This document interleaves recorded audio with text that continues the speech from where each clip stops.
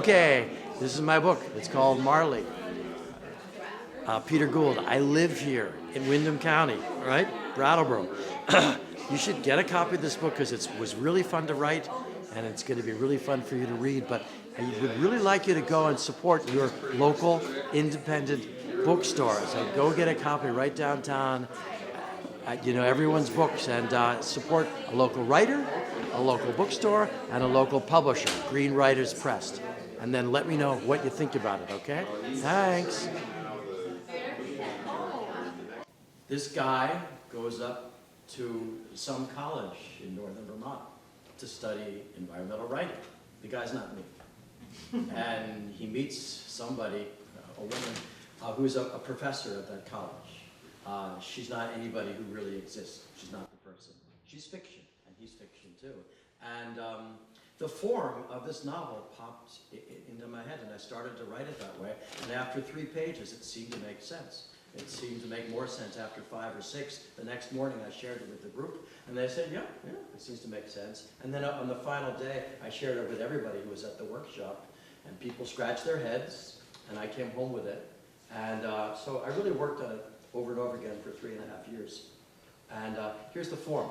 Has anybody ever been on a train or somewhere, and you hear somebody speaking on a phone, and you can't hear what the person on the other side is saying? But because maybe the voice is really loud or whatever, it's taking over, and you fill in with from your own imagination what the person on the other end is saying, right? How many people have ever had that? Right. So you know the form, even though maybe you've never seen a book that's written in that form. So all you hear in this book is him, the guy, and you can give him any name you want because he doesn't have a name. She doesn't have a name either, but there's a few clues throughout, like the name of the book, that sort of tell you what her name is. You never hear her speak. She's right there. She's there for the whole time. She's there on every page.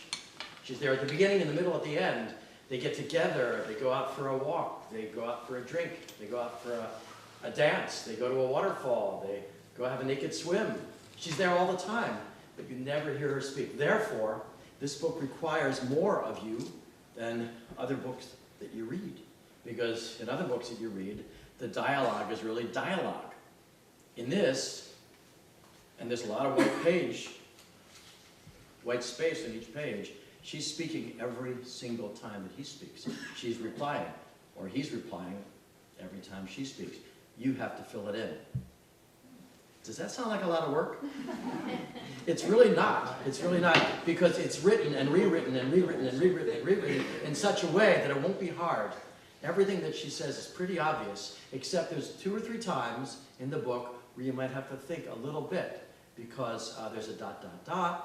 and because the question that he asked her is a little bit more complicated. So it was a lot. It was a total surprise to find the form. It was a total surprise to begin to write this book. It was a total surprise that Green Writers Press liked it and wanted to publish it. It was a total surprise that Molly liked it, because I thought she's not going to like this book.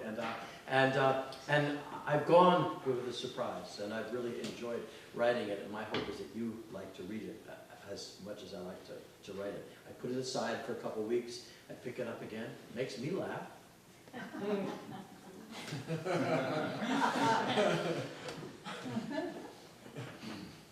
And it's meant to be fun. People have asked me, well, does this mean that you want to be the spokesman for the anti-industrial wind movement, on ridgelines in Vermont? Well, it's fiction, and the views expressed by the characters in here, and as you know, half of the views come out of your own brain. The views expressed in this are fiction, and when people who have interviewed me on VPR and WCAX and the Commons and other media too have asked me about the issue of it's complicated, as they say on Facebook. It's complicated because everybody understands the science of global warming. We all know that we all have to do our part. And from the first moment that the windmills, I should tell you that when I was up there working at the Wild Branch Writers Workshop in June of 2011, the town was up in arms because the Lowell industrial wind developers were trying to pass rules to build 21 450-foot tall wind turbines right on the ridge outside of town. The people in Lowell wouldn't see it because it was right above their heads, but the people in Craftsbury, the people at Sterling College see them all the time. And everybody wanted to talk to me and talk to other people at the workshop about the problem of what so-called industrial wind and how their feelings about it. So I talked with young people, with very old people, with farmers in the area, and it's complicated because we want to do something about climate change, but the people in this book, and maybe the author of this book, feel that if you develop means of developing green energy or alternative energy to add to the Vermont energy portfolio, which are means that are not particularly popular and which don't take into account the feelings of the people in whose towns the developments are taking place, whether or not it's a good thing and whether or not it does wean us off of foreign oil, as they say, it will never be 100% popular and accepted because the people who live right there, whose lives are affected, will never be on board. I always felt like, and I said to Molly, and she will say yes. This is what I said. Even long before the wind towers on Lowell Ridge were built, I was like, if we were being asked to have these windmills here, and if all the power were going to us, and this was our sacrifice, we were sacrificing this ridgeline to supply power for us, and this is what we'd have to do, I would probably be in favor. But in fact, it was a development brought by an international corporation because they could do it, and the power was not even being used for Vermont. Maybe the law says that 10% of the power is.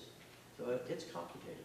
It was being sent up to Canada or down to New York City or to a grid that didn't need it, and so the extra power it generated was just being sent down into the ground, the only safe place to store it. It wasn't stored, it was wasted. So it's complicated, and that's what the people in this book say. Any questions so far? So that was the background under which this surprising book occurred to me, and I started to write it, and it was this voice, the voice of the guy was in my head. And he was not a particularly interesting guy at first to me, and you'll find him that way too. He's a wisecracking, self-assured city guy, and she's a completely wonderful backwoods professor of chainsaw and self-defense and wildlife habitat, and he has both of them grow throughout the story. Would you like to hear a little bit about it? Yeah. Please. All right, so you'll get it. You'll get it when you read it out loud to yourself. By the way, I did say that everything I write is sort of a new version of myself trying to find my own voice. Everything I write, I read aloud as I write it. I don't know whether other writers do that, but I've never written a word on a page, a line in a paragraph that I haven't read out loud over and over again to see how it sounds, to see how it scans. And this is one book that I suggest you sit back, you pour yourself a local beer, read it out loud, choosing a voice for him, and then fill in the lines that she says. So they've already been at this roadhouse. They've met, they've gotten to know each other a little bit. I don't know why I'm going so far ahead in the book, but oh, I know. Okay. Well, I'll go earlier too. So they meet, they talk, and she decides it wouldn't be a bad thing to jump into the car with his car, his Buick, and go down a few miles off the campus and go to this roadhouse where he sometimes goes to. I mean, she's never been there because she's a lesbian. She's not really a lesbian. She's polysexual. But they stop outside the roadhouse, and he thinks that they're going to jump out of the car and go into the roadhouse to have a drink and dance, and nothing happens, and they're sitting there. So tell me if I'm wrong. I get this feeling we're not going in yet, right? Well, we're still sitting here for one thing. What? What smell? My smell? Oh, that's my aftershave. I put too much on? What, you don't like the scent? Well, that doesn't surprise me. First off, probably nobody up here even owns a razor. You're all into hair. Like you got hair in places, I'm not going to lie, you would have been laughed right off the school bus. I figured that. Is it like some kind of cult thing with you? Like Ja Rule or something, legalize it? That's your relief. But the guys, they must think that they can get more chicks if they're fuzzy. We're all vegans, so we don't even kill the hairs on our own cheeks. All right, moose burgers, you're right. Yeah, they couldn't be. Yeah, matter of fact, I do, every day. I don't know, habit, I guess, from when I was working. No, I went back to the dorm after dinner and I put more on because they're going for a walk outside. And I figured it would keep the pumas away because they don't like Old Spice Classic.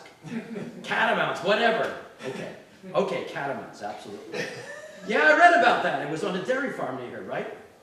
Yeah, I knew that. That's why I thought, yeah, didn't they take an impression of the paw print and send the shit? I mean, what's it called?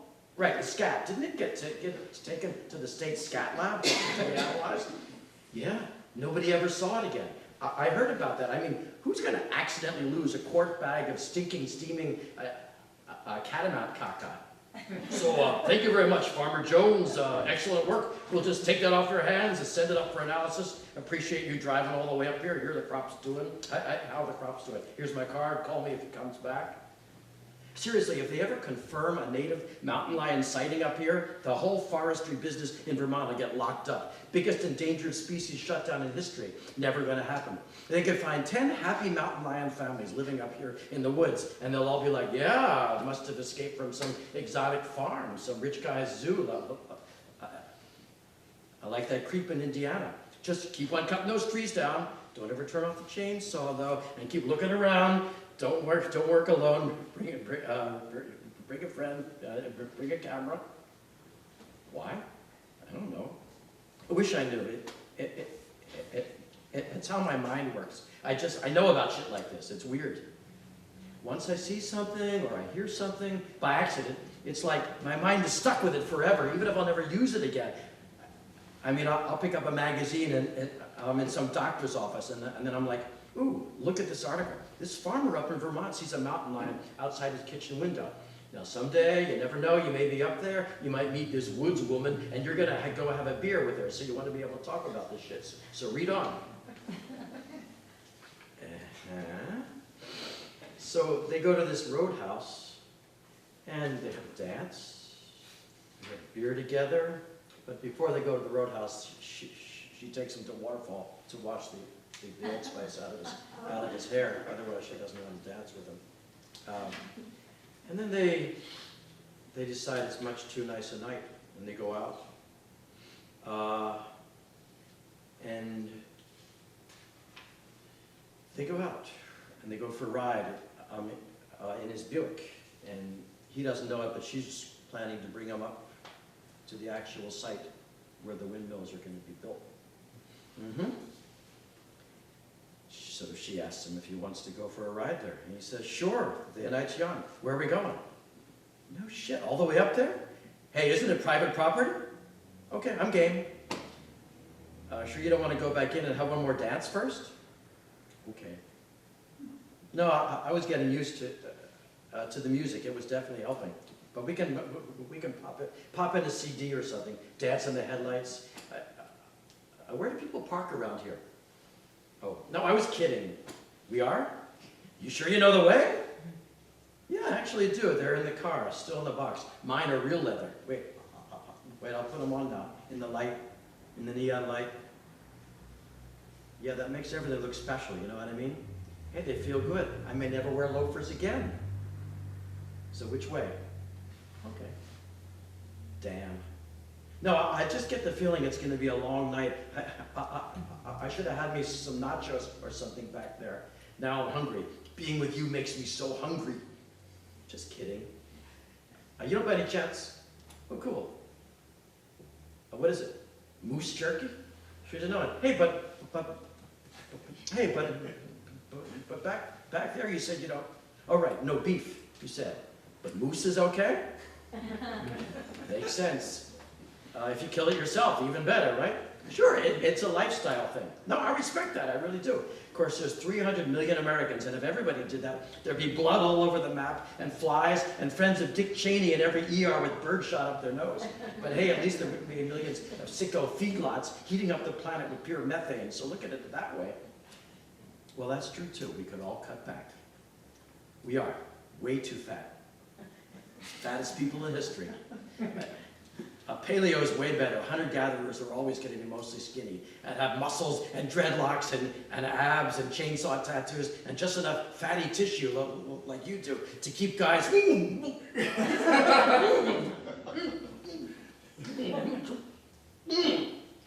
if you're going to stuff it in like that, make the pieces smaller, okay? You could have killed me. Plus, I'm driving. Accepted. Actually, it's good, real good. Yeah, I bet a little goes a long way. Could we stop at that waterfall back again along the way?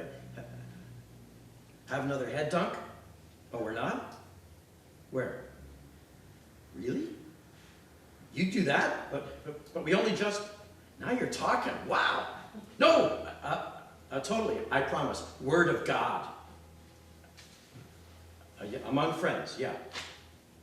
So you can get the sense of how it works. If you really, really read it, it's like completely obvious what she's saying. So they have their naked swim. It's not the end. And it was just among friends. And they're driving closer and closer to where the windmill site is. And he's really, he's a good guy, and he's changing, and he's really helping her a lot too, and she's helping him. And he says, yeah, it's beautiful. You can see the whole dark part too of the mountain. What do you call that kind of moon? Waning. A gibbous? Or is it gibbous? Waning gibbous? Cool. What's that mean? I could never figure stuff like that anyway. Of course, women in the moon, you have this mystical thing going. Yeah? Well, we should hurry up then. Because I got class in the morning, and I may have to shut my eyes sometime tonight, and I'm with a woman who keeps me in the dark and only feeds me pemmican. Whatever. And she's planning something aerobic, You can just tell, and she has the time sense of a tree sloth. This is it, huh? Wow, I could never, ever find my way here again. Or even back to where we started. I am totally dependent on you, and we're not even out of the car yet. Actually, I may sit here and let you do the hike yourself. Just kidding, I wouldn't miss this for all the ganja in Vermont. Yeah, I've hiked a bit. Southern New England. So I guess you shouldn't drive any further when you come to the sign with all the bullet holes. So what does wildlife management area mean, actually? You bring your camera, you bring your students out here with clipboards and cameras and GPSs, and you take notes, collect droppings, make sure there's enough alpha wolves around to eat the sick moose and beavers, to keep up the dam so the otters have a kiddie pool to play in, and everyone's happy. Cool. I'm ready. What do we need? Check. Do I get a headlamp? Thanks. How long is the battery good for? Sweet. So we could stay out here for 2 weeks. No, you're right. I can actually see fine. The waning gibbous. I promise. Only if I need it. Oh, I know. How about if we say, only if you turn yours on first? Good. I am too. Lead on. So far, so good. Nice and easy. You come here often? Me neither. I guess this is a good time to be here, though. If we don't want company. No one else is around. All your students are home safe. No thanks to you, Ms. Dorm Counselor, right? If they need a Trojan or a Downer or a 911 call, they're completely on their own. Wow, that far, huh? I could holler louder than I ever did in my whole life, and nobody would hear. Yeah, I've never done anything like this. Mountain climbing at night. You probably have. Like I said. Listen, you can't hear anything. Not even a hum. Nothing. Really? What will they sound like? Damn, what, all the time? Swish, thump, swish, thump, swish. No, no, what? More like swish, thump, swish, ricka, racka, ricka, ricka, ricka. Needs lubricating. Squirt, squirt, swish, swash, thump, thump, swish, splat, chop, drip, drip, drip. One less bald eagle, no great loss. Meanest fucking national mascot on the planet. But does it ever stop? The sound. Yeah, that makes sense. Duh.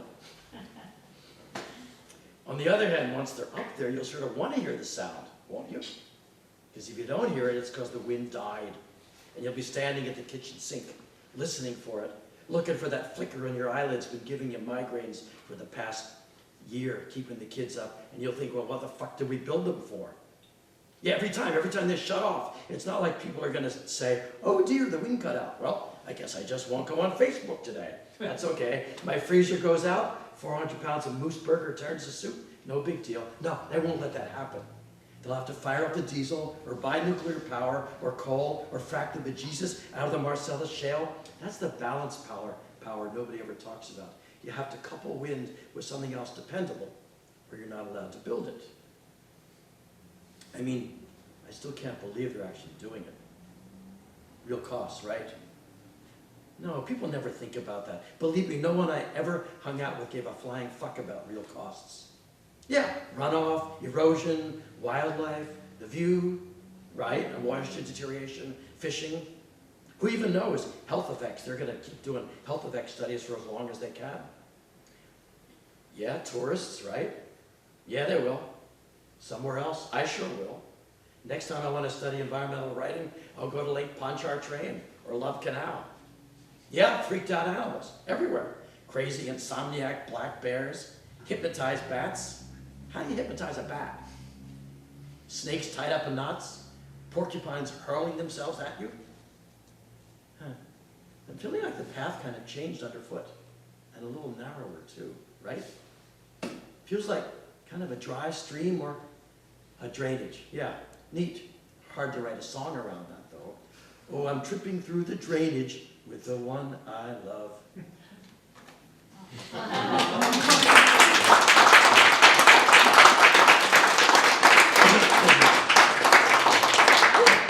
So I think that you get the drill. I guarantee you won't find it too hard, but there is a reader's study guide at the back. And it does ask you the questions that need to be asked. And there is an email at the back if you have any question, like what is Marley actually saying on page 45? Just write me that, and I'll tell you. You will be hearing about a contest. You can picture what the contest is. I'll be holding a contest for somebody to write at least a third of a book. Call it Chug or something, and send me all the lines that Marley says, and the one that will be judged to be best will receive a really nice prize, including a road trip up around the places that are mentioned in this book. So stay tuned for that. Anybody have any questions or observations or comments based upon what you've heard? This is your chance to ask the important things. I'm just curious how you start the book out. If Chuck or whoever, is it dialogue from the beginning? From the beginning. There's not a word of description in the book. There's not a word of narrative. There's not a stage note that says this is where it takes place. But it's completely obvious because everything that the guy says paints the picture of where he is, what they're doing, whom he's with, and so you won't have a hard time at all figuring out that part of it. But a good question, Drew. Yes, Was Bruce. she feeding him at one point, putting food in his mouth? Definitely. And what was it? I couldn't. Moose jerky. Oh. Moose jerky. And he's driving, and he was going too far with the things that he was saying, so she stuck the moose jerky directly into his mouth. And if you've ever eaten moose jerky, you know that's very hard to chew. And she stuck a nice big wad in it. Mhm. So when you get Marley's dialogue, does the book, do you reprint it in twice the thickness? No. This book stands the way it is. All right. And, you know, people often ask me what's my favorite book that I've ever written. And so the book stands. And, you know, I'm writing my next novel now. So whoever writes the version or the lines that she speaks, I will publish it. But just on a website. Is there a deadline? Yes, but I don't know it yet. First we had to get the books. The books Right. just arrived this week. Now they're going out all over the United States. And now this is the first book launch. and I still have to figure out the best way to announce the contest. But, I mean, whoever starts to write will realize that the creation of something like this is not as simple as it looks.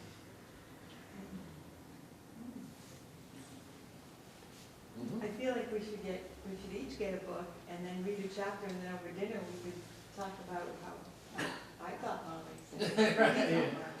Well, if you want to buy two, that would be great. I don't know if people have been reading the Facebook posts that I've been putting up this week to try to encourage people to come out, but when you buy a book, it's a real statement. A lot of people here are at the age where they're beginning to look at their bookshelves and thinking, I should get rid of some of these books. I should pack up these books and put them who knows where. And to go out and buy a book, or and not read it on a Kindle, but to actually go to an independent bookstore, if you are as lucky enough as we are in this town to have a fabulous independent bookstore just up the street. It's a real statement, and it's a real act of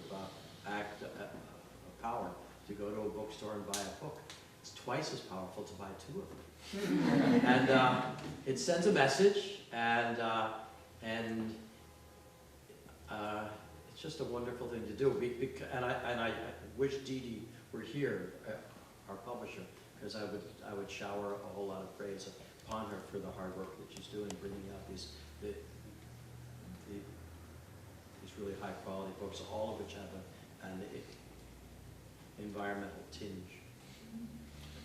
They're well written, they're well designed, well produced. They're produced on paper which is high quality, and she's working against a tide away from books. So go out and buy some books. Yes.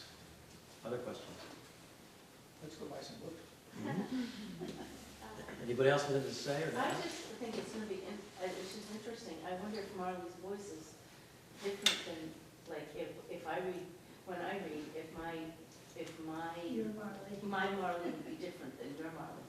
Well, probably her voice will be, but I'd say that most of what she says, it's pretty clear.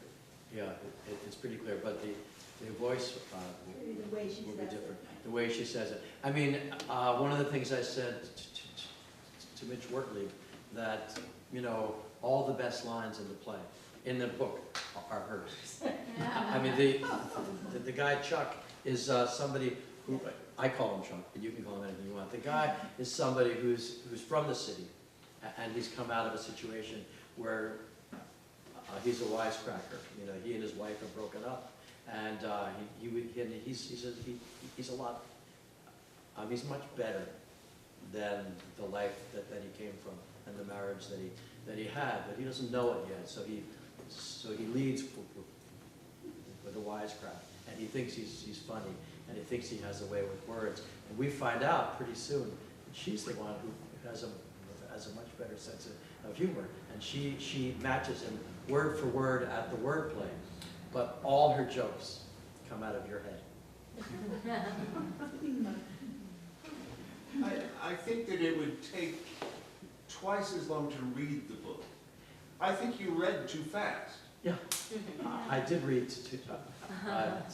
I think the book, you know, because of the line, is, you know, 400 pages or 300 pages, whatever, you know, it's double what that is. And, It's 90 pages, so, okay, so you know, it's 300 pages. And, it's 170, but she's quick and yeah, but she speaks she's not quick. that quick, I don't think. But, See? yeah, well, you'd have to see, you'd have to see. I mean, sometimes when I'm in a particular mood, I read it pretty slowly. Yeah. Sometimes when I'm in another kind of mood, it all moves along Well, I think you need to quicker. She's not really the kind of person who thinks too much and talks too slowly. She's right back at him with the same kind of sharp one-liner material, stand-up comedy material that he thinks he's a master of. But he's met his master. So you wrote this during the workshop? I started it in the workshop, and when I brought it home, it was about 10 pages long. And you might know how it is if you go off to some workshop like that, or if you start something and then you're faced with it and you think, is this worth pursuing? I guess I'll keep at it. The reason that I kept at it is I teach meditation at a university in Boston. Molly and I try to meditate every day. And I was meditating, and as soon as I would close my eyes and sit down and try to get really spiritual, this obnoxious voice was in my head all the time saying, you better write this shit down. You know, so that's what led me. I realized that I had to exorcise him by bringing the whole book to all the way through to completion. I didn't know where I was going to go. I knew, sort of, very many people who write will tell you they sort of know where the book is going to go towards the very end, but they don't quite know how they're going to get there. And I didn't know that. And did you have a lot of rewrites? Plenty of rewrites, definitely. Oh, because I knew that, and this is why. I mean, I finished it at the end of 2011, and then while working on other projects, I worked on it through 2012, 2013, and 2014 too. And the reason that I worked on it so hard was because I knew that I was going to be asking my readers to do some really hard work, and I wanted to make it as easy as I could for them. In the interview for the Commons, I did mention that Stephen, who's over there now, Stephen and I used to do a piece for a year or so before we actually decided to write it down. And we would stand or sit in front of a computer and write every single every single yeah, every single but, every single cough or laugh or beat, so that we would be able to reproduce pretty much the same material every time we walked out on stage. So it was that kind of theatrical writing training that helped me to do that. And that's why I had to rewrite it so much, because I wanted your speeches to be as easily flowing out of you as they could possibly be. And up until the time that we did the final proofread, just a few months ago, I was still rewriting. And I didn't realize that when I started to write it, that it would become the major hot issue of the day when the book came out, because everybody now is talking about the wind development in Grafton. Everybody is talking about the expansion of some others. The town of Irisburg voted about 274 to 9 against the wind development right in their town. And even though they voted strenuously against it, they knew that their vote has no power at all, because it's the Public Service Board that makes the decision. And if the governor and the Public Service Board think that this is a good development, no matter what the people in the town think, it will be built. And that's an issue which is going to become more and more intense as the race for the governor heats up. So I'm hoping that because the book has hit a zeitgeist bullseye, that maybe people will buy it and read it and use it as a jumping off point for some rational discussion. Does the book just present like all the complications, or do you feel like it takes a stand? I guess you'll have to read it. Nice. There's a passage on page 22 where she really says what she thinks about it. She really expresses her feelings based upon her being there, and her research, and her intense love for the planet. And there's just one space there. You can put anything in there that you want. Anybody have any other questions? If not, I'll just go to the table. Would Get you- some books. I'll be happy to sign them. Yes? Would you consider illustrating it or making it sounds like it would make a good comic book, the way that it's set up. Yeah, I had somebody write to me last week about film rights. I think it would make a wonderful movie. Short But yeah, I mean, that's a good idea too. Anybody else? I just have a question Yeah. about the memoir. Yeah. You said another anthology was coming out. Is Yes. that all your, okay. They're all mine, because, we've been thinking that I should write something about those 9 or 10 years at the farm, and I actually have a whole lot of stories. They just have to be brought into shape, and Dee Dee has a plan to do that early next year. So I really appreciate your coming out. This is books, and it's fiction, and books get sold, and they get sold because people mention it, so spread the word. I really appreciate you being here. Thank you.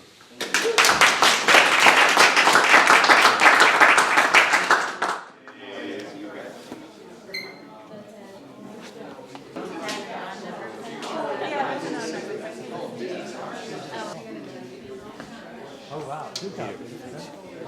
Oh, yeah? Well, you can go into any bar. And no one would want to turn it on anyway.